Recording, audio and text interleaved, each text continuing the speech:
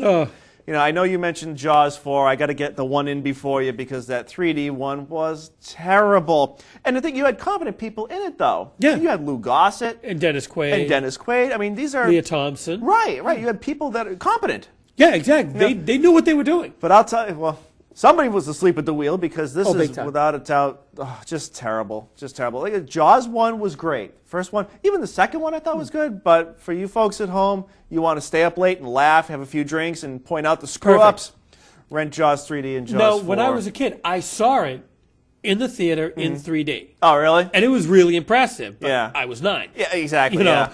so that's basically about it. All right, let's actually switch gears now. Let's bring the... And let's move on to the best. What do you got for your third best sequel of all Oh, time? the third best sequel is a series I grew up watching since minute and loved them since minute one.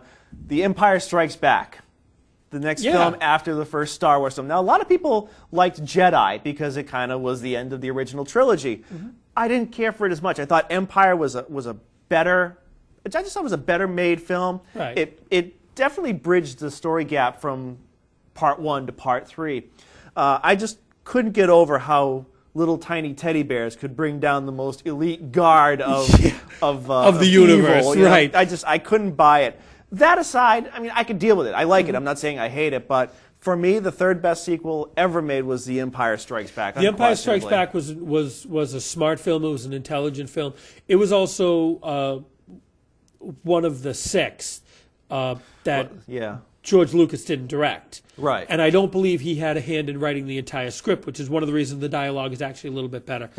It was a very intelligent movie, and I've actually heard a lot of people who say they liked it more because of what you said. It set up, it gave you that nice bridge. Right. It gave you the cliffhanger without making you feel kind of empty. Right. That's what The Matrix did, and that's what Kill Bill did. When they gave you those cliffhangers, they kind of made you feel like, oh, well, you know,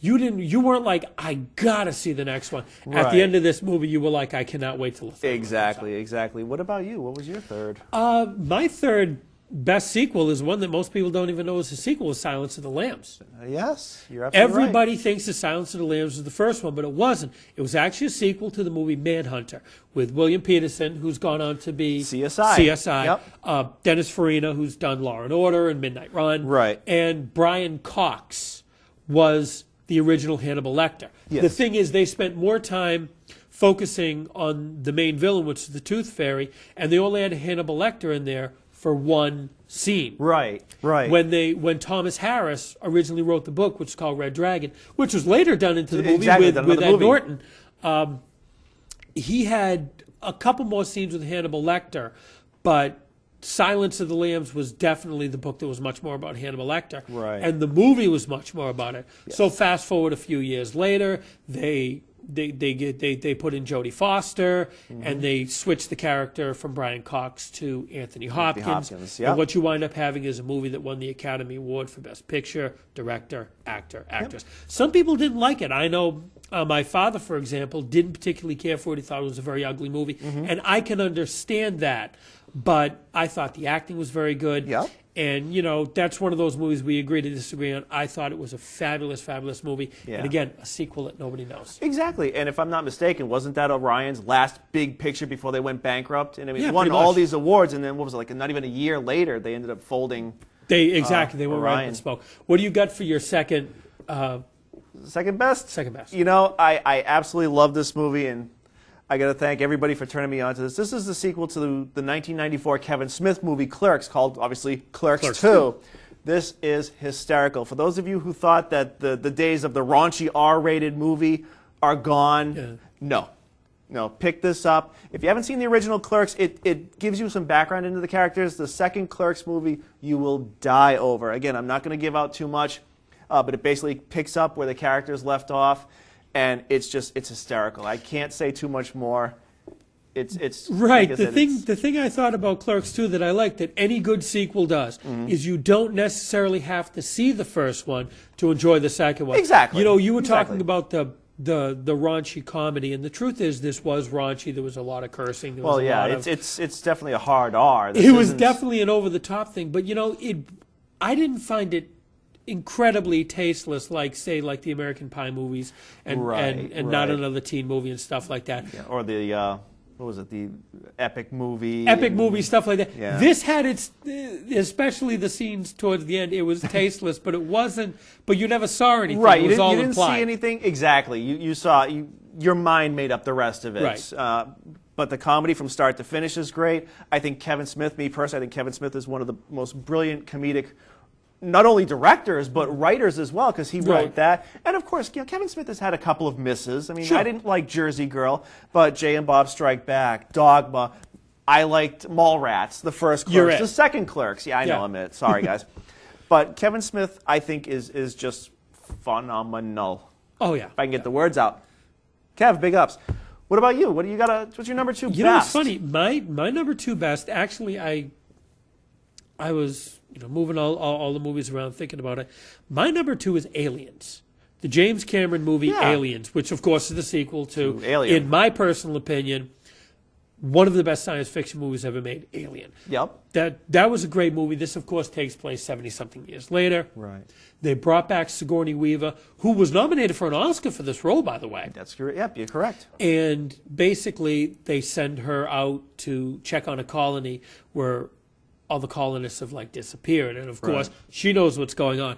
They gave her a very good supporting cast, Paul Reiser, who was known mostly as a comedian, and then will go on to do Mad About You with Helen Hunt. And he had Bill Paxton, Lance Henriksen, and Michael Biehn, all guys James Cameron had worked with previously in The Terminator. It was good. There was a lot of action. Cameron decided that instead of going for the more science fiction horror, he wanted to make it more of an action movie. He did. It worked phenomenally. It moves at breakneck speed. Absolutely. It takes a little time setting itself up like any good movie does. Yes, but the payoff is incredible. The payoff is absolutely worth it. Now, before we get to your number 1, what are some of your honorable mentions? Actually, I've only got a couple of them, and then we'll do yours. Okay. The first honorable mention I've got to give is the Harry Potter Prisoner of Azkaban film. I absolutely love this. Those of you who have watched Gary Oldman know he overacts. Yes. This role as Sirius Black was perfect for him. I don't know if it was fate or the stars or what, but they got him to play Sirius Black in this film. It is awesome. He overacts, which is great. And I absolutely loved it. The role really, like you said, it tailored itself to that because he's supposed to overact. Exactly. It was a lot of fun too. I mean, I've been watching the Harry Potter films as you have, and this was the first one. I really stamped my seal of approval on there and said, this is a really good sequel. Yeah. The other one I have is not so much a sequel, but a whole series, which is the Die Hard series. Yeah, which I absolutely loved. First, second, third, fourth. Absolutely loved them all. Bruce Willis as John McClane is a great action hero. He's kind of an everyman. Yeah. He gets himself into situations that if you were in that situation, this is what you would probably hope you'd do the same thing. The thing that I was very concerned when I found out they were making the 4th Die Hard, especially when I found out it was going to be the PG-13, because I hate to say it, one of the funniest things about all the other movies is the fact that he curses so much. Right. So I was a little concerned that because he wasn't going to be able to curse, which of course is also using one of his catch lines, that it wasn't going to be very good. I was pleasantly surprised. Same here. I was afraid this was going to turn into a buddy movie. Right. You know, where the old cop takes on the young gun or whatever, and they foil the crime. Exactly. Not like that at all. Again, if you're a fan of any of the Die Hards, you owe it to yourself to run to the video store, get it on TV, whatever you have to do. Get all of them. Actually, if I'm not mistaken, they're coming out with a box set of all 4 of them that I guess is supposed to come in like a little computer case or something like that, which really looks cool.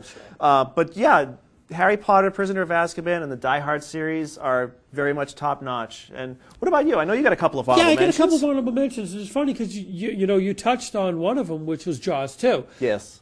Of course, the original Jaws was a brilliant film. It was scary. It was everything it was supposed to be. Right. And I thought Jaws 2, although a bit implausible, was one of those movies that if you put your brain on hold and just watch it, you can enjoy it, which I did. I think bringing Roy Scheider back was a very, very good move because he's good in just about anything he does. I agree. Whether it be Marathon Man, French Connection, Sorcerer, he's one of those guys who's good in anything he does.